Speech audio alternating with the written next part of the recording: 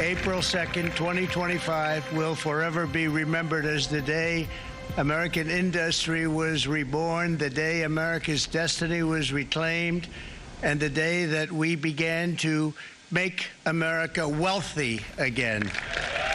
Calling it Liberation Day for America, the President of the United States announced sweeping global tariffs, escalating a trade war, which is now expanding to many countries around the world.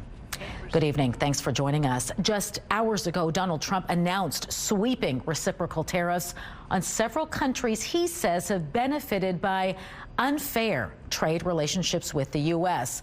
So where does Canada land in all of this? CTV's Danton Unger has been poring over the details of the announcement and joins us now live with what he's learned. So, Danton, what do we know so far about these new tariffs and what they mean for Canada? Well, Marilee, despite some confusion around Trump's announcement today, it now appears Canada may have been spared the worst, at least for now. Here's what we know so far. Hours ago in the White House Rose Garden, Trump pledged varying tariffs on imports from countries around the world, but he didn't mention a specific tariff for Canada. The White House has since confirmed Canada will be exempt under the U.S.-Mexico-Canada agreement, but non-compliant goods will still see a 25% tariff with a 10% tariff on non-compliant energy and potash. Trump also promised a 10% baseline tariff on all imports, but it appears Canada may be exempt from this as well. However, a 25% tariff on automobiles is still coming into effect tonight at midnight. Now, in making these sweeping announcements, Trump called this America's declaration of economic independence. Here's what he had to say. For decades, our country has been looted, pillaged, raped, and plundered by nations near and far, both friend and foe alike. American steel workers, auto workers, farmers, and skilled craftsmen. We have a lot of them here with us today. They really suffered gravely. They watched in anguish as foreign leaders have stolen our jobs, foreign cheaters have ransacked our factories, and foreign scavengers have torn apart our once beautiful American dream. Now, amid the fallout from these sweeping tariffs, here in Manitoba, the province is making its first move to help, starting with farmers.